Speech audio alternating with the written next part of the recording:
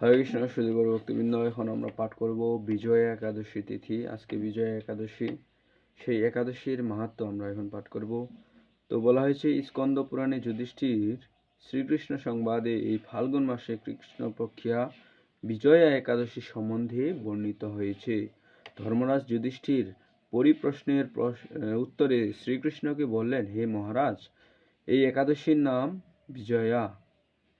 একদা দেবর্ষি নারদ ব্রহ্মার নিকট এই ব্রত মাহাত্ম্য সম্পর্কে জানতে চেয়েছিলেন। যৎকিঞ্চিৎ আমি তোমাকে বলছি, শ্রবণ করো।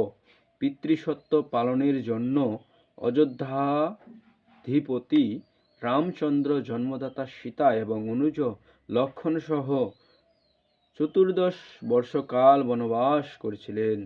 গোদাবরী তটে পঞ্চবটী বনে অবস্থানকালে রাক্ষস রাজা লক্ষাধিপতি রাবণ ও রাম লক্ষণের বর্তমান